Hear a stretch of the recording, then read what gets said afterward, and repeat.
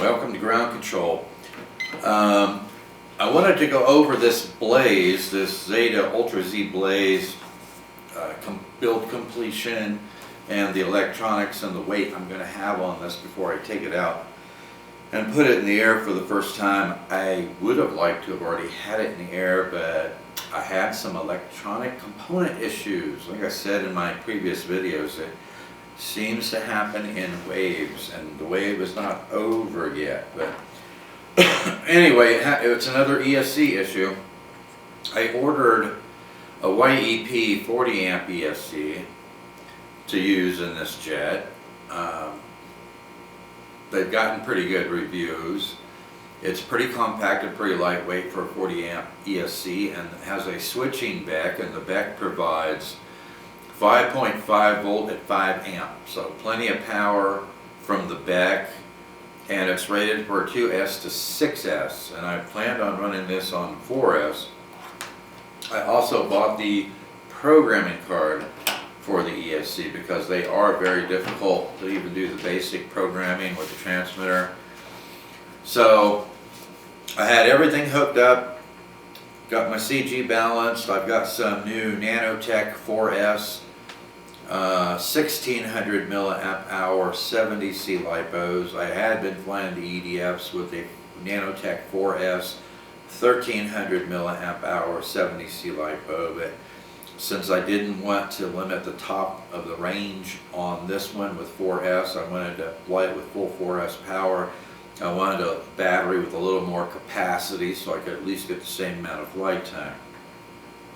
I used the 64mm EDF unit out of the F-86 Saberjet that I recently retired. I also used the two 9-gram servos out of the F-86 for this. I was going to put this ESC in it. I had this ESC in it, had everything configured, powered it up, everything worked fine. It was nice and smooth, went all the way to full throttle. I measured the load at full throttle and at 50% throttle. I held the jet, straight up and down, and after charging the battery back up and gave it full 4S power, and it was definitely going to be pushing vertical, so I think that is going to give it plenty of power for its weight. And then I connected the ESC up again and went to run up the motor, and the motor just stuttered. It wouldn't even spin. So it looks like the ESC has a hard time timing with this motor, and it is a high kV motor running, and especially on 4S, it's turning a lot of RPMs. So I'm just guessing that this ESC has a hard time timing with the motor that's spinning that fast. I don't know. If you guys have used these, because this is a 4500 kV motor, I think. Let me see here. Yeah, it's a 4500 kV motor spinning that 5-blade fan on that EDF unit, and it worked twice, and then I couldn't get it to spin the motor again. So what I did was I took my Hobbywing Skywalker 60 amp ESC, 2S to 4S. I always have that sitting on my homemade thrust stand because the 60 amp ESC gives me enough capacity for amps that I can test any motor that I have on 2S to 4S, no problem.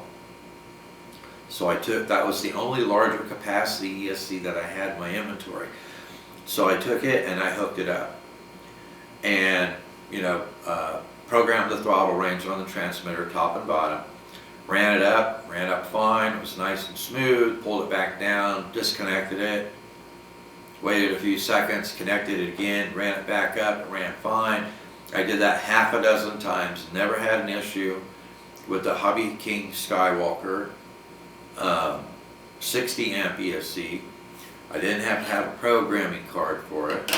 The only thing that I had to do to the Hobbywing Skywalker ESC was just program the throttle range on the stick on the transmitter, and that was it. Everything else worked just fine. But it's a large, heavy ESC. So I have 3 Hobbywing Skywalker 50 amp ESCs that are supposed to arrive this week. That's what I'm going to put in it. I'm going to put a 50 amp Hobbywing Skywalker ESC in it, It's, I think it has a 5 volt 5 amp back. It's rated for 2S to 4S. Should work fine in this. I have 2 or 3 other Hobbywing Skywalker ESCs of various sizes. I've never had a problem with them. They've been very reliable. Every once in a while, I had one recently that I had to reprogram the high and low end of the throttle, but I've never had one of those fail on me. I've never had it not time up with the motor properly. So hopefully, when those arrive, I will be able to get it in the air with that, and I will relegate the YEP ESC to motors that are not spinning such high kV. As a matter of fact, I will probably take this one and put it in my Phoenix V2 Sport Glider, since the ESC on it just failed. And since this has a 5.5 amp, a 5.5 volt 5 amp back, it shouldn't have any problem handling the 6 servos on that plane with a 3S LiPo. So that's where this one's going to go. I'm just waiting on the Hobbywing Skywalker 50 amp ESCs to show up. It's a little bit wider than the YEP ESC. It's about the same length, it's about the same depth, and it's about the same weight.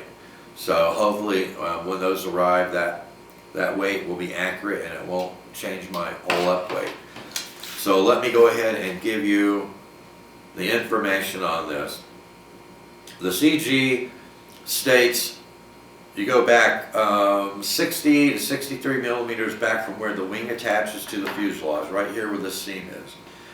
So I measured back 60 millimeters and marked that CG location, because on my main launch I would rather that it was a little slightly nose heavy than tail heavy. So I'm going with 60 millimeters on launch.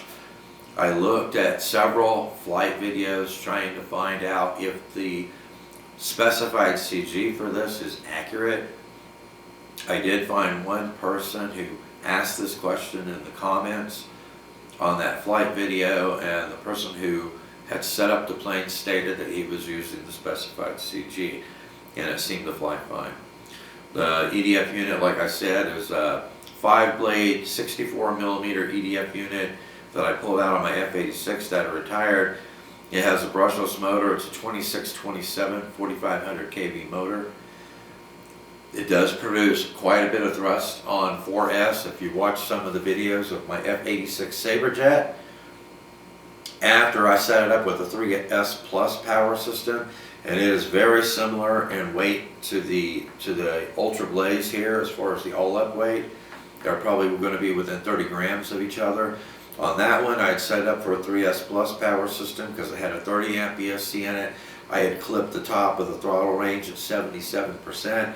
And if you watch the flight videos of that with this EDF unit, you can see how well it pushes it vertical. It didn't lack for power. So this aircraft should have just as much power, actually should have more power than the F-86 Saberjet. And since this one is much more aerodynamic than the F-86 Saberjet, it should be speedier, and it should have a much better vertical climb than the F-86 Saberjet, especially since I'm going to be flying it on full 4S power. I also stole the 2 9-gram digital servos out of the F-86 Saberjet, the aileron servos, and I'm using those for my ailerons. Those are 9-gram digital nylon gear servos. The ESC I purchased separately to put in it. I also purchased the receiver separately. It's going to have a Lemon RX 6-channel diversity standard receiver in it. Very lightweight, very compact. I've used several of those so far. I haven't had any issues with them so far. Alright, so my all-up weight without any landing skids. That's another thing that I have to do before I put it in the air. I've been contemplating how I want to set up either a landing gear or landing skids on this jet to protect it out there where I have to land. I think I'm going to go ahead and opt for landing skids rather than landing gear. Try and keep it as lightweight as I possibly can. So with the 4S 1600 milliamp hour LiPo that I'm going to be playing it with, it weighs 182 grams. The all-up weight of this without the landing skids is 606 grams. With the landing skids, I estimate that the all-up weight will probably be somewhere between 620 grams to 625 grams. The recommended flying weight on this jet is 600 grams, so I'm going to be pretty close to that. And if I decide to use my 4S 1300 milliamp hour 70C lipos, I'll be below 600 grams. There's quite a difference in weight between those two lipos. So anyway, that's what I have going on with this jet. I have to put landing skids on it. I think I'm going to put just about a 1 inch high, arc underneath the nose and underneath the tail. And then I think I'm going to take zip ties and put zip tie loop wing protectors on the tips so that those will slide across the ground, and so the wing tips won't drag, won't catch and spin the aircraft. So that's what I'm planning on doing. I figure about an inch, inch and a half clearance the bottom of the fuselage with those two arcs, two foam arc landing skids with some plastic shoes on it, and the loops for the zip tie loops for the wing protectors. I think it will keep it very light, and I think it will do its job protecting it when I come in for a landing. So isn't it a beauty though? Isn't this a fantastic looking airframe? I mean, it is absolutely awesome. Okay, so I'll do a check-in again when I get ready to take it out for the first flight, for the maiden launch, and I will let you know if anything has changed on it. If my all-up weight has changed, either decreased or increased, I'll let you know that. I am hoping to have this in the air within the next week. Oh, and one last thing before I let you go. In the manual, it states that the default position for the ailerons should be level with this little angled bevel that they have here on the end of the 50 millimeter EDF outlet. It's quite a bit of angle.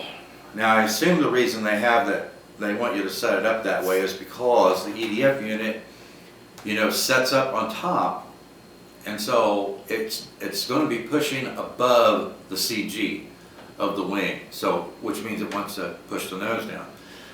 So I think that probably a good idea to have that at least on launch. So what I'm going to do is I'm going to set it up that way, but I'm going to put it on a switch. I'm going to have an offset on a switch like you would have for flaps. I'm going to put it on the switch that I would normally have flaps set up on, and I will have it set up at that angle, but I want to put it on a switch so that once I get it in the air and I get it at cruising speed, I want to remove that offset and have the default position, level with the trailing edge of the wing, just to see. Because, they stated the same thing with the Zeta Z84 wing. And so I did that. I had some positive angle on the elevator. And when I launched it, it took right off, it started ascending. The problem was that it wanted to ascend all the time.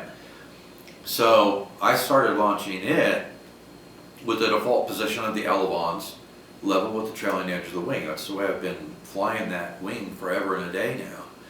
And as long as you give it a little bit of an upward angle when you launch it, because I launch it by the wingtip, it takes right off, no problem.